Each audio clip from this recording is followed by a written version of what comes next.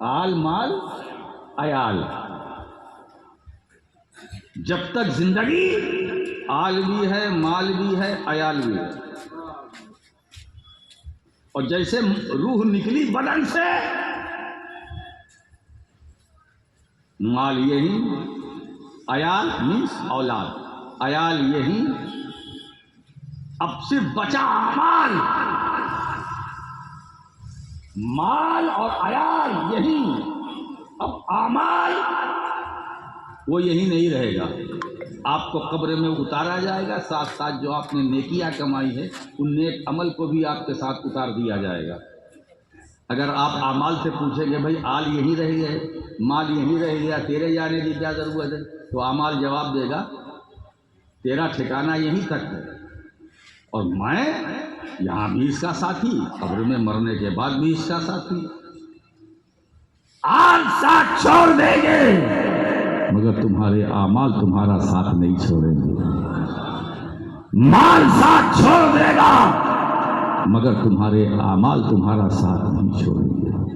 تو عمل یہی عمل سے زندگی بنتی ہے، جنت بھی جہنم بھی. یہ خاکی اپنی فطرت میں نہ نوری ہے نہ ناری ہے. اگر اپنی زندگی کو بنانا چاہتے ہو تو عمل کی دنیا میں قدم رکھو. عمل بڑی نعمت ہے.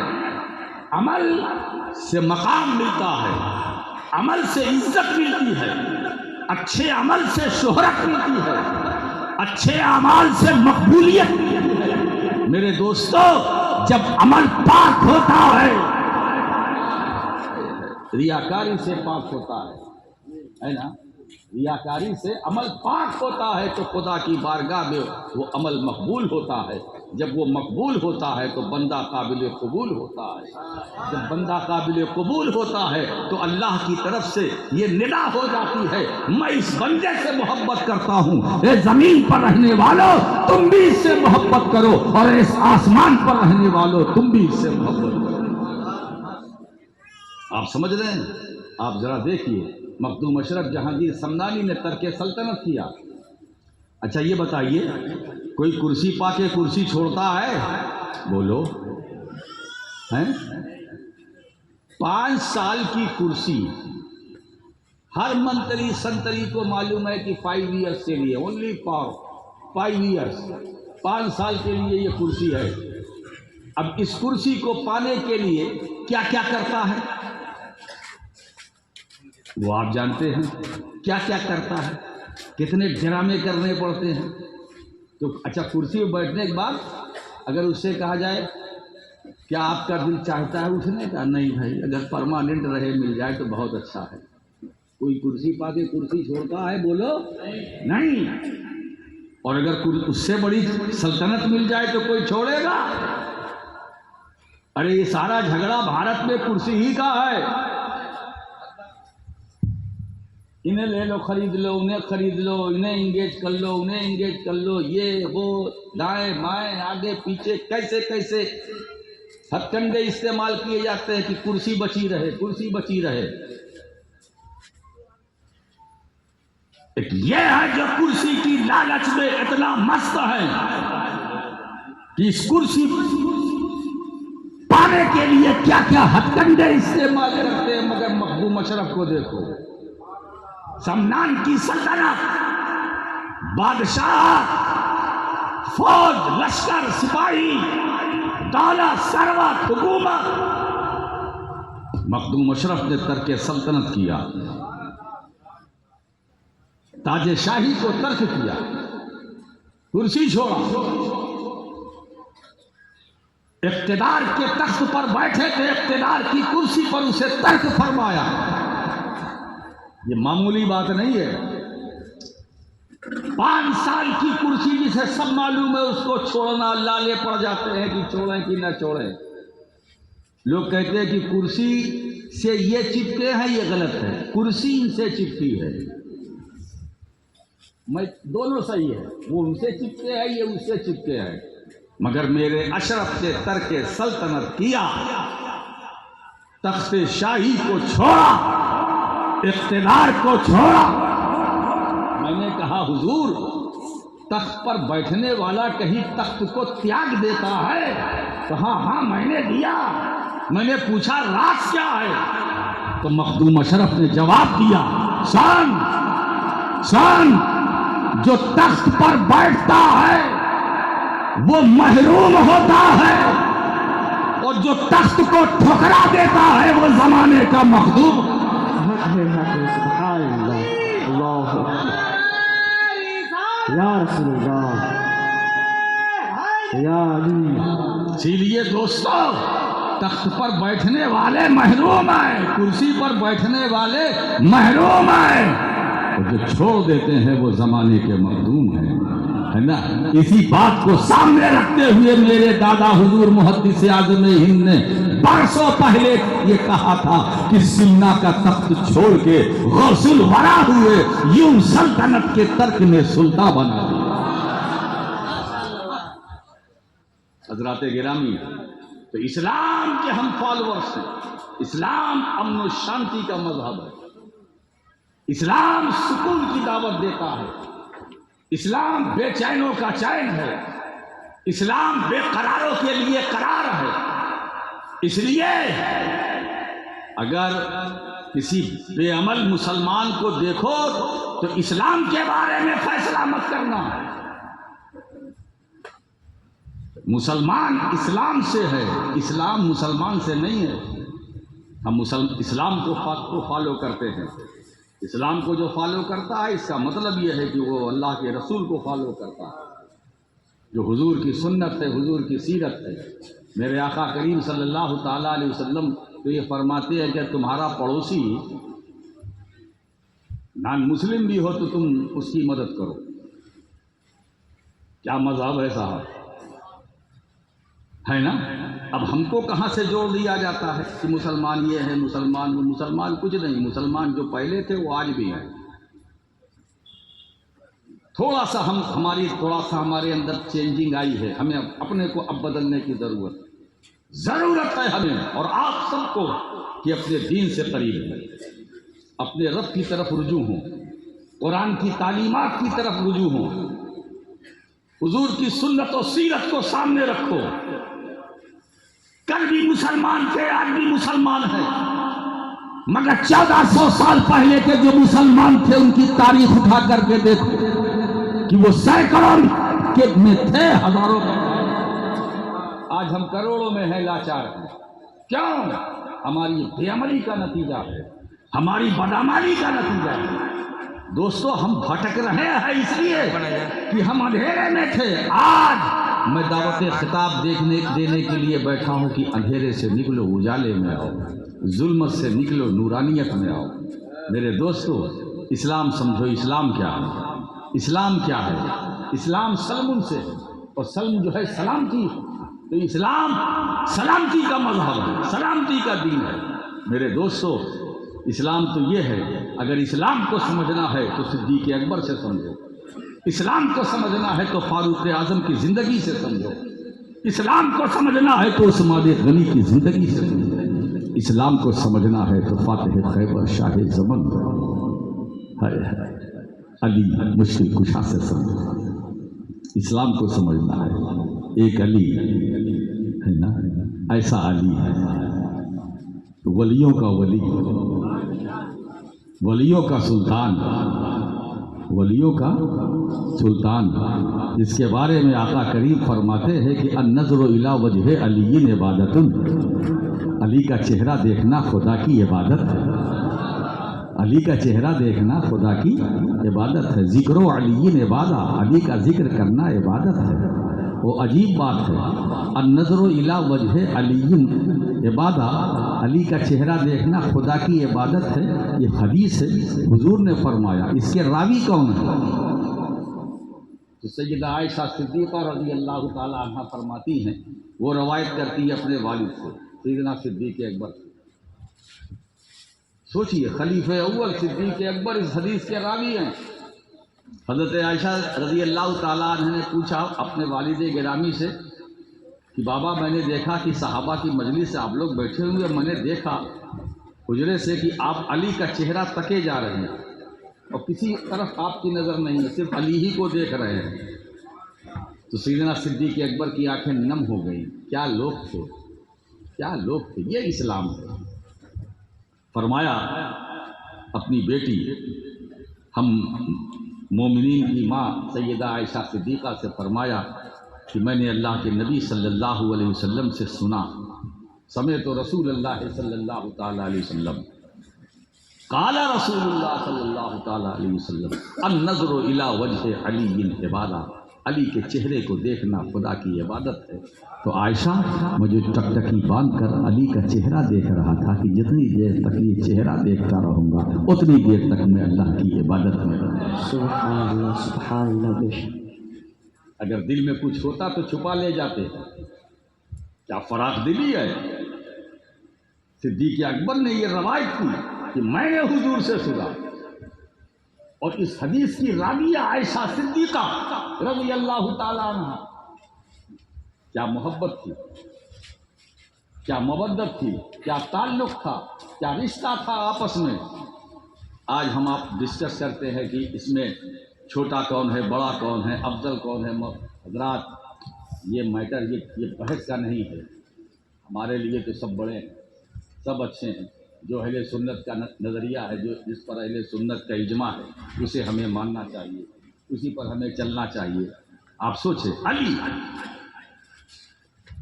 جس کا نام لو، نام لیتے ہی آج بھی خیبر کے قلعے میں لرزہ پیدا ہو جاتا ہے، کپ کپی پیدا ہو جاتی ہے. بولو ایک مسلمان جس نے خیبر کا جو قلعہ اس قلعے کے دروازے کو اکھاڑ کے پھینک دیا.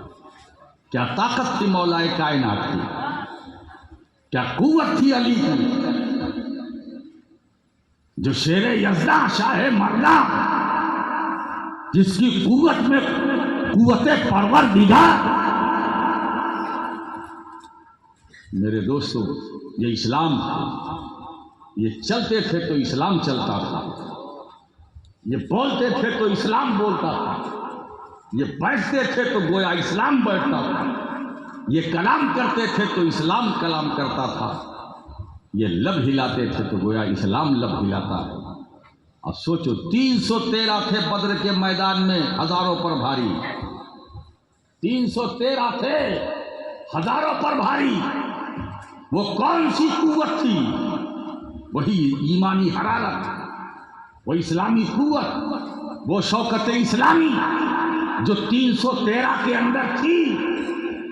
میرے دوستو اتنا تو نہیں ہو سکتا، لیکن اس کا اگر تھوڑا سا بھی ہم لے لیں تو ہماری زندگی کا نقشہ بدل جائے گا.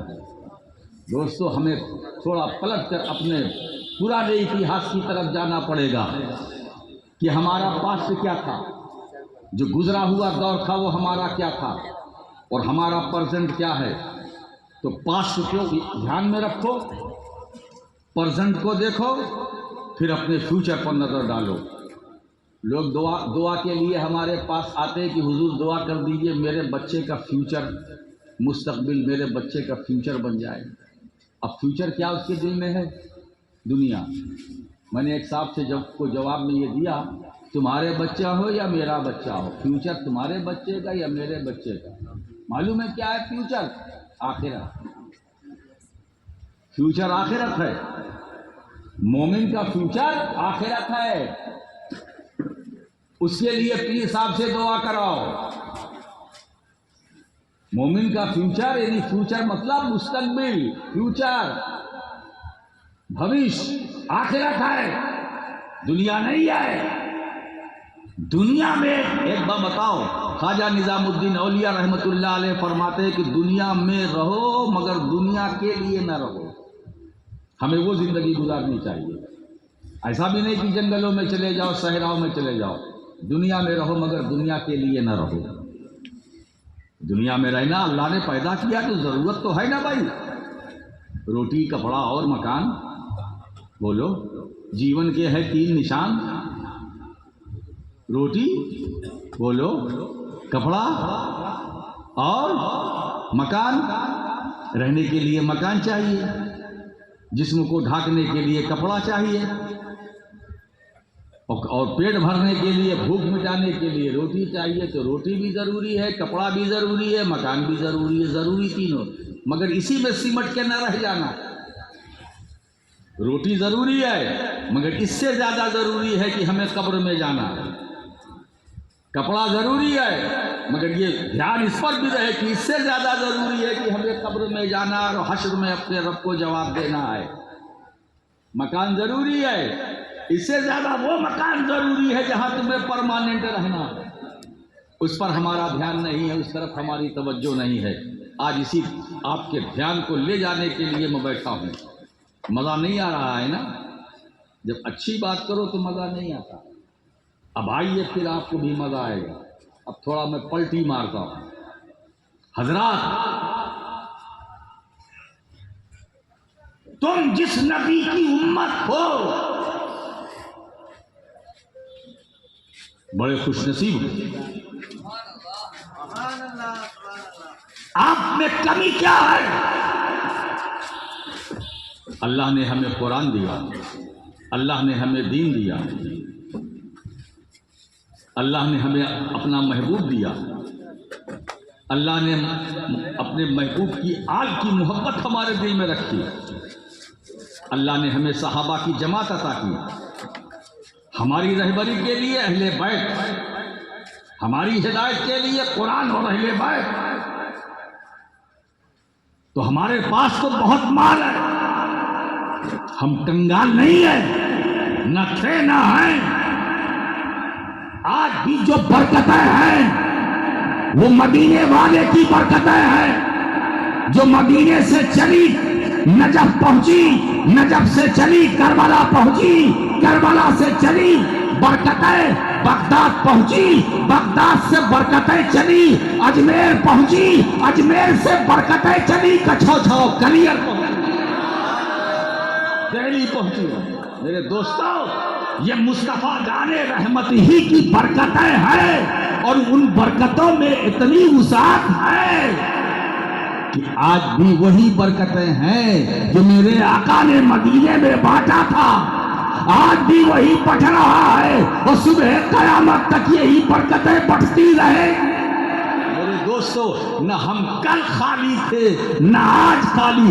ہمارا ATM یہ دنیاوی نہیں ہے، اس کا تعلق مدینے والے سے ہے،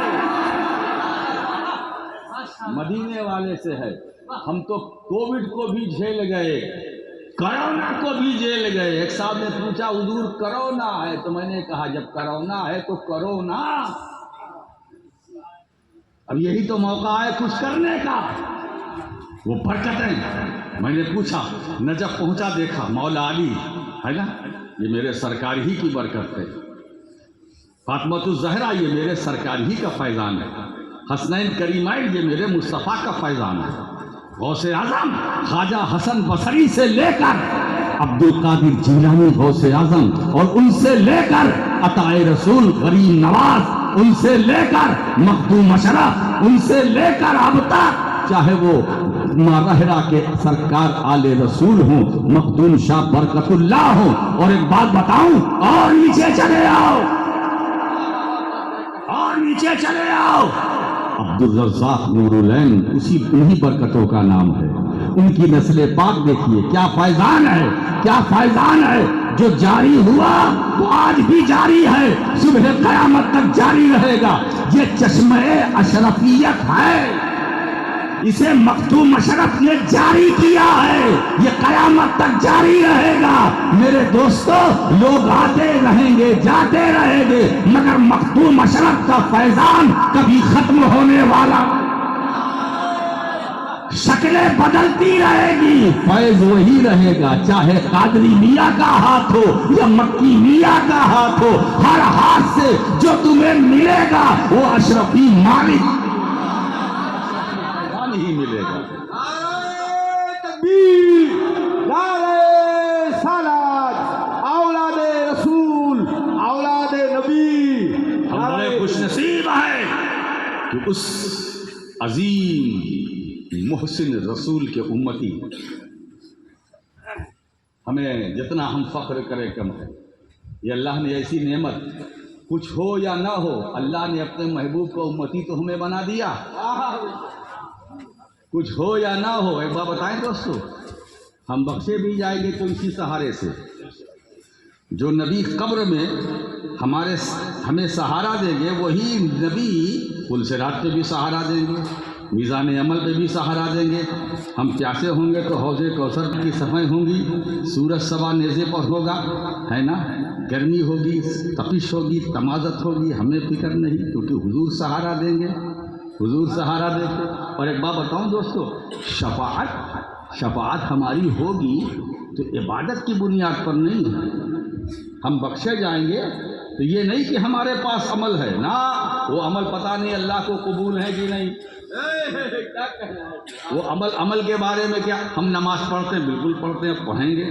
آپ نماز پڑھیے, نہیں پڑھتے تو بالکل پڑھیے, نماز فرض ہے, ہم پر قرض ہے, یہ ڈیوٹی ہے, ڈیوٹی میں ڈیوٹی ہے, یہی زندگی ہے. نماز ہمیں ہر حال میں پڑھنا ہے, لیکن جو نماز ہم آپ پڑھتے ہیں کیا اسے اللہ نے قبول کیا, اس کی کوئی گارنٹی لے سکتا ہے, دے سکتا ہے؟ نہیں. وہ قبول کر لے ہماری نماز کو, اس کا فضل ہے, نہ کرے تو عدل ہے. مگر ایک چیز کی گارنٹی ہم بھی لے سکتے ہیں, یہ بھی لے سکتے ہیں, یہ اعمال ہمیں سہارا دے نہ دے. کچھ لوگ کہتے ہیں بھائی بخشش کے لیے عمل کافی ہے, تو میں بھی کہتا ہوں کہ بخشش کے لیے عمل کافی ہے. نماز مغفرت کا وسیلہ, توجہ دیجیے گا, حج مغفرت کا وسیلہ, زکوٰۃ عبادت ہے, مغفرت کا وسیلہ, حج عبادت ہے, مغفرت کا وسیلہ, مغفرت کا وسیلہ ہے. تو بولے جب نماز, روزہ, حج, زکوٰۃ مغفرت کا وسیلہ ہے تو اب کسی وسیلے کی ضرورت کیا ہے؟ نادانو, نادانی مت کرو, عقیدہ بدلو. آج راشد مکی اس اسٹیج سے تمہیں عقیدہ اور جو نظریہ اہل سنت کا ہے وہ دینا ہے. بے شک بے شک. اعمال مغفرت کا وسیلہ ہے, مگر قبولیت اعمال کا وسیلہ کون ہے؟ نماز مغفرت کا وسیلہ ہے, مگر جواب دو, نماز کی قبولیت کا وسیلہ کون ہے؟ روزے کی قبولیت کا وسیلہ کون ہے؟ حج کی قبولیت کا وسیلہ کون ہے؟ عبادتوں کی قبولیت کا وسیلہ کون ہے؟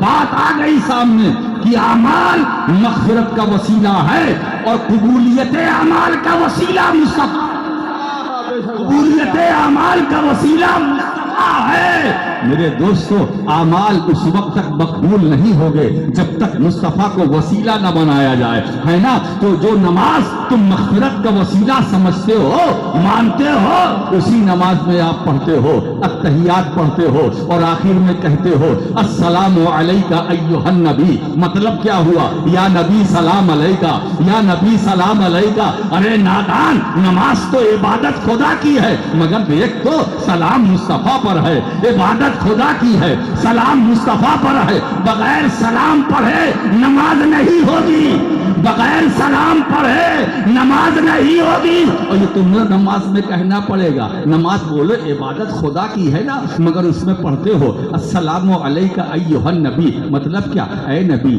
آپ پر سلام, اے نبی آپ پر سلام. مطلب اور آسان کر دوں, نماز میں آپ گویا یہ کہتے ہو یا نبی سلام علیکہ, یا نبی سلام علیکہ, یا نبی سلام علیکہ. یہ کیا بات ہے؟ جو عبادت کے اندر حلال ہے باہر نکلتے حرام, جو نماز کے اندر جائز ہے باہر ناجائز. میرے دوستو, اسی لیے اللہ نے اپنی عبادت نماز میں محبوب پر سلام رکھا کہ بندو سلام کے بغیر عبادت نہیں ہے. سلام مصطفیٰ پر ہے, عبادت میری ہے. ذکر مصطفیٰ کا ہے, عبادت میری ہے. نام مصطفیٰ کا لو, عبادت میری ہے. درود مصطفیٰ پر پڑھو, عبادت میری.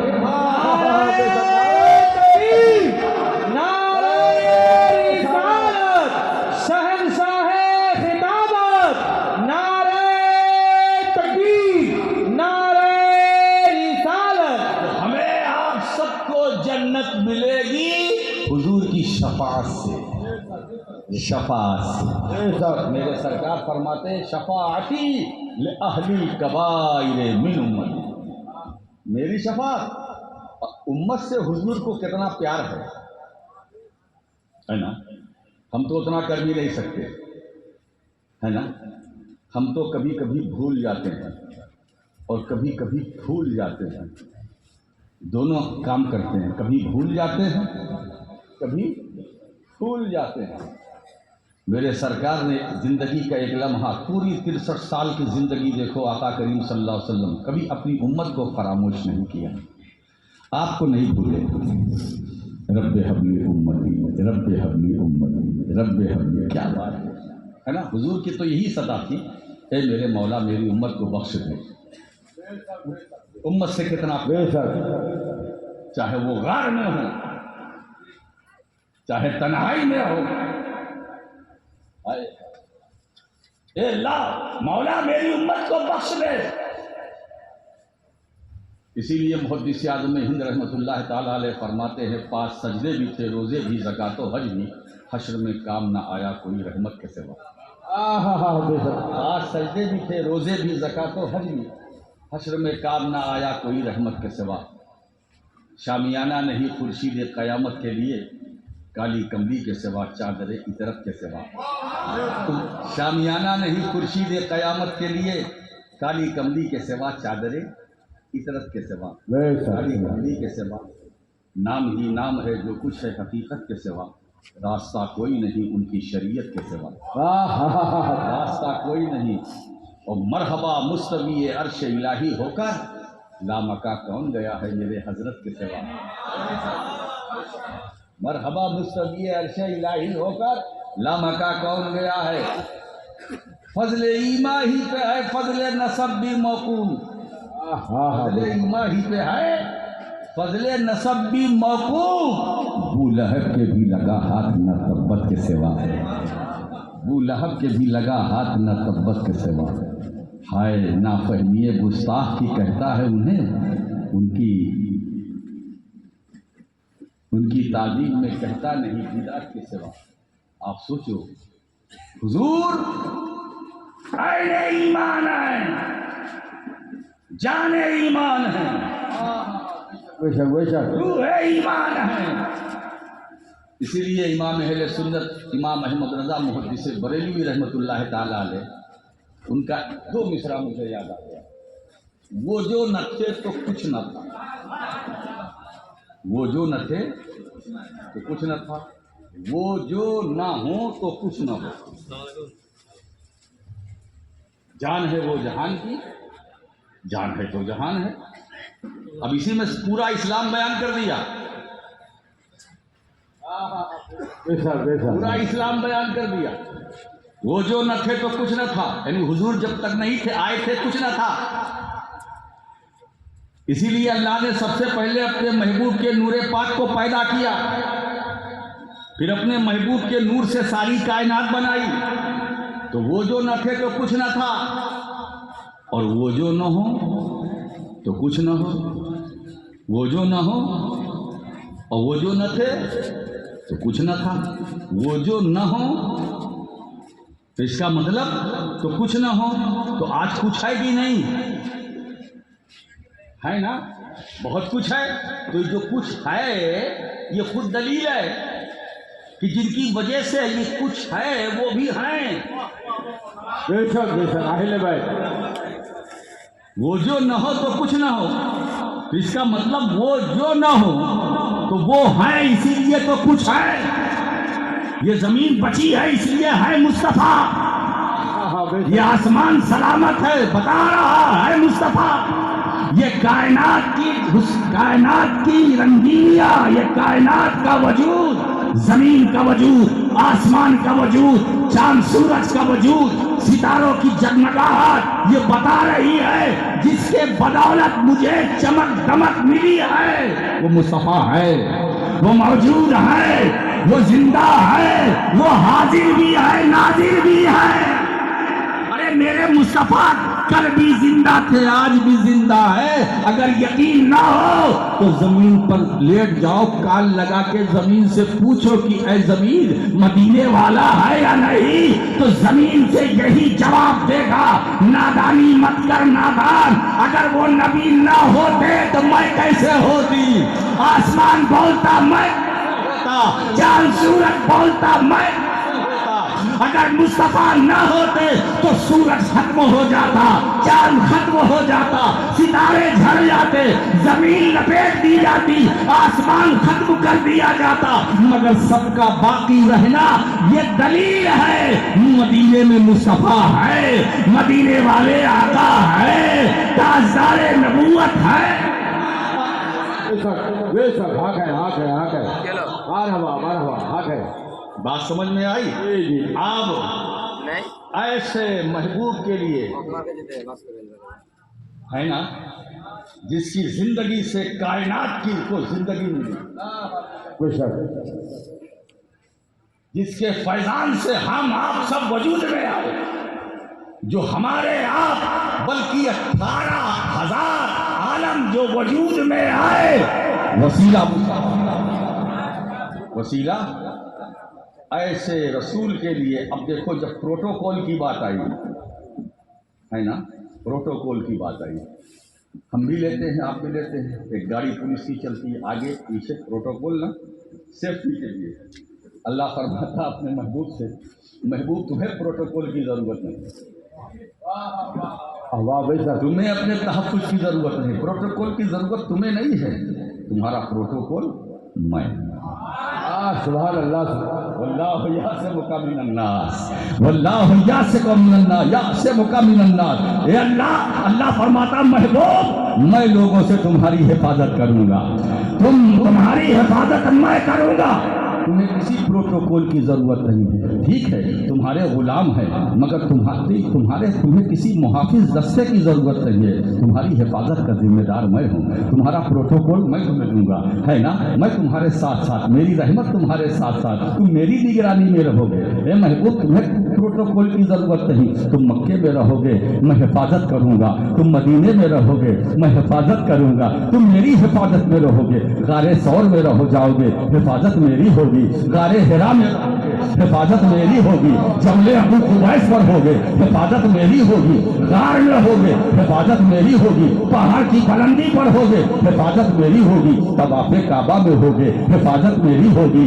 حدیم کعبہ میں جاؤ گے حفاظت میری ہوگی، چشمہ زمزم پر حفاظت میری ہوگی، صفا مروہ پر حفاظت میری ہوگی، طواف کرو گے حفاظت میری ہوگی، تم چلو گے حفاظت میری ہوگی، تم حجرے میں رہو گے حفاظت میری ہوگی، تم مدینے آؤ گے حفاظت میری ہوگی، حجرے عائشہ میں رہو گے حفاظت میری ہوگی، ازواج کے بیچ میں رہو گے حفاظت میری ہوگی، میرے محبوب ہجرت سے پہلے حفاظت میری، تم ہجرت کے وقت بستر پر لیٹو گے حفاظت میری رہے، حفاظت میری ہوگی، حفاظت میری ہوگی۔ میرے دوستو اللہ گویا اپنے محبوب سے فرما رہا ہے، اے محبوب تمہیں چنتا کرنے کی ضرورت نہیں ہے، تمہیں فکر کرنے کی ضرورت نہیں ہے، تمہارا محافظ تمہارا رب ہے، تمہارا محافظ تمہارا رب ہے، تمہاری حفاظت کے لیے جملہ دے رہا ہوں، تمہاری حفاظت کے لیے سب کی ضرورت نہیں ہے، تمہارا رب کافی ہے۔